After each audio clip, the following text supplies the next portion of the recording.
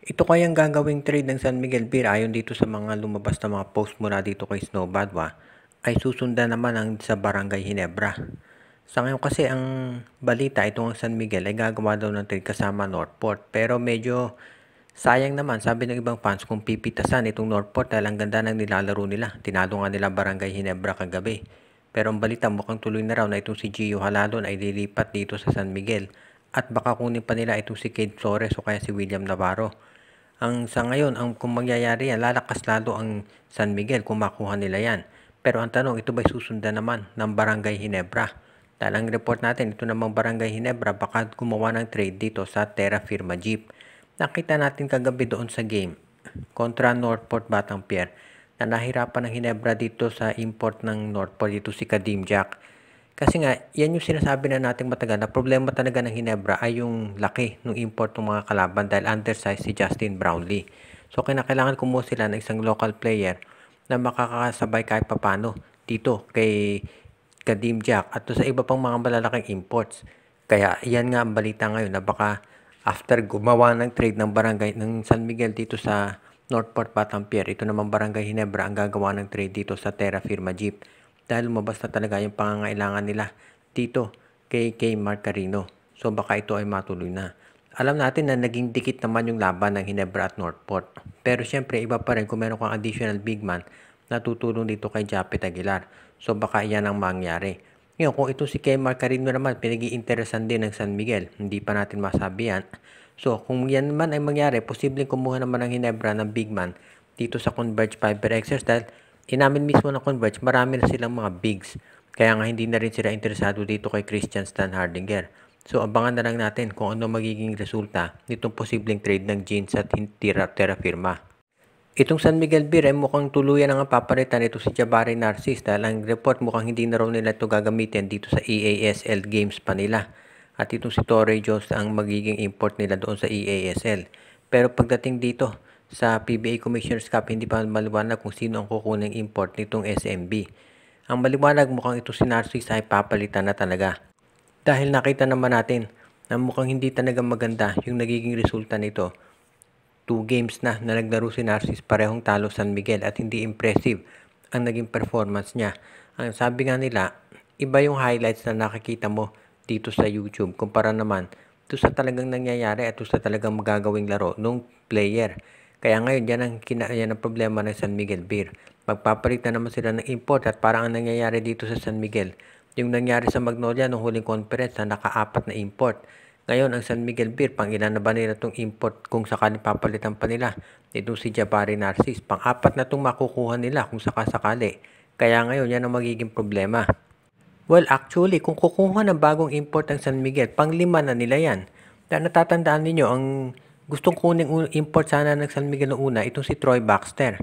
Kaya lang, hindi nakakuha ng mga papeles niya, so kinuha nila si Quincy Miller. Pinalitan si Quincy Miller nito si Torrey Jones. At ito naman si Torrey Jones, pinalitan nito si Jabari Narcis. So kung papalitan ulit nila ito si Narcis, pang-5 import na yan ng San Miguel Beer. So medyo malaki talaga problema nila at ang dahilan talaga nito ay yung injury kay Benny Boatwright. Kung walang injury si Boatwright, siya na talaga ang kinuha ng San Miguel Beer dahil nakita naman natin fit yung laro niya para dito sa Beermen. Kaya yan ngayon ang problema ng San Miguel Beer. Hahanap na naman sila ng panibagong import. So abangan na lang natin kung ano magiging desisyon dito at aksyon ni Coach Leo Austria at ng coaching staff nila para maibangon itong kampanya ng SMB dito sa Commissioner's Cup. Ang latest report dito sa PBA ay mukhang gusto nilang tanggalin yung limit sa mga field foreigners sa bawat koponan. As of now kasi ang mga team sa PBA ay meron lamang inaalaw na 7 na field foreigners. At mukhang gusto na raw itong tanggalin ng PBA dahil sabi nga ng ibang observers parang outdated na yung rule na ito. At isa pa, hindi magulo yung rule ng PBA dahil dito sa PBA, kahit ikaw ay local player, ibig sabihin kahit wala kang dugong foreigner, pero kung pinanganak ka sa ibang bansa, ang tingin sa iyo ay isang foreigner. Katulad na lang nitong nangyari sa San Miguel. Sumobra sila dito sa limit ng field foreigner dahil itong si Kit Jimenez ay kinoconsider na field-am o field foreigner kahit na ito ay Pilipino dahil pinanganak ito sa ibayong dagat dito sa Jeddah. So, yan ang dahilan kung bakit siya kinokonsidera na field foreigner. Ngayon naman, yung mga field foreigner talaga na pinanganak naman dito sa Pilipinas ay kinokonsider na local player. Yan yung natatandaan ninyo, yung sitwasyon dito sa magkapatid, itong si Brandon Roser at si Matt Ganuelas Roser. Si Matt Ganuelas Roser, pinanganak dito sa Pilipinas. So, kinukonsider siya na local kahit siya ay Phil-American. Yun namang kapatid niya na si Brandon Roser, kinukonsider na Phil-American dahil pinanganak sa ibang bansa. So, ibig sabihin, nakita naman ninyo kung gaano ka gulo yung rules dito sa PBA. At yan ang dahilan kung bakit kinakailangan na nila itong baguhin. Ngayon, yun namang pagtanggal dito sa limit sa mga field foreigner, marami magsasabi na mawawalan ng trabaho dyan yung mga local players natin. Pero sa tingin ko naman, kaya naman ng mga local players natin na sumabay dito sa mga field foreigners na yan. At sa totoo lamang, sino ba namang mga Pilipino ang walang dugong foreigner? Kung field foreigner talaga lahat isasama mo, edi sana hindi lang puro yung American, kung hindi, maski na yung pag sa mga ibang bansa. So pag ganyan ang rule ng PBA, ay magiging medyo malabo na yan. Kaya sa ngayon, kung sakasakali na ganyan ang maging sitwasyon, ay kinakailangan magkaroon na ng pagbabago. Ayon dito sa mga nasa kampo ng Converge Fiber Xers ay hindi sila interesado dito kay Christian Stan Hardinger. Alam natin na may post noon itong si Snowbad One na posible na baka itong si Stan Hardinger ay matrade dito sa TNT Tropang Giga para dito kay Poy Eram. At ngayon, marami ng mga teams daw nagkaka-interest dito kay Stan Hardinger. Yes, alam natin retired na itong si Stan Hardinger pero marami naniniwala na kaya lang ito nagretiro dahil ayaw niya maglaro sa Terra Firma. At eventually, ito ay kung maglalaro sa ibang team ay maglalaro to ulit. Ibig sabihin, kung ititrade siya ng Terra Firma, come out of retirement itong si Stan Hardinger. At yan daw ang gusto nitong TNT. Pero itong Converge Fiber Xers ay hindi raw interesado dito kay Stan Hardinger dahil marami na silang mga big men. At yan naman ay totoo. Nandiyan na si Justin Arana, si Justin Baltasar, si Pau Havillonar, ito si Jeyo Ambohot, nandiyan na. Darating pa itong si Ben Phillips. At of course, alam natin, ito nga sila Patrick Magdenberg, hindi na masyado nabibigyan ng playing time dahil sa sobrang dami ng mga bigs nitong Converge Fiber Xers.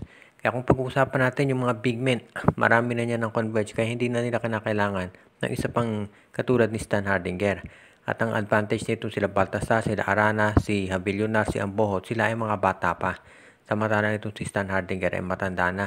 Kaya sa tingin ko itong Converge, tama yung sinabi ni Assistant Coach Charles Chu na hindi na nila kinakailangan pa ng mga additional na mga players ngayon dahil maganda na yung kanilang lineup. Kaya itong Converge, nakita naman natin ang ganda ng nilalaro ngayon kaya hindi na nakapagtataka na sila talaga ay gagawa ng paraan para mabalanse yung lineup nila. Hindi sila yung team na basta-basta na lang gagawa ng trade. Dahil syempre mahirap bumuo ng isang PBA team na maganda na yung chemistry at mukhang nakuha na yan ng Converge. Kaya sa ngayon, mukhang okay yung mga local players nila, pati yung import nila mukhang fit na fit. Kaya maganda ang tatakbuhin ng Converge ngayon. Shoutout kay Joseph Pineda, RG Bueno at Darina family, Joshua Giray, Espejo at Rosales family, kay Jonel Alagon at Celino Valles family, Anthony Alon family, Malyari Mascarinas, Dalmacio de Guzman, Katsakino Dukusin, Alicia Garcia, Michael D, Dexter Domer, Enju. Binabati din natin ang iba pa nating mga taga-subaybay katulad ni Ireneo Salangsang, si Edwin Carmona Jr. at ang ating pang ilang mga viewers.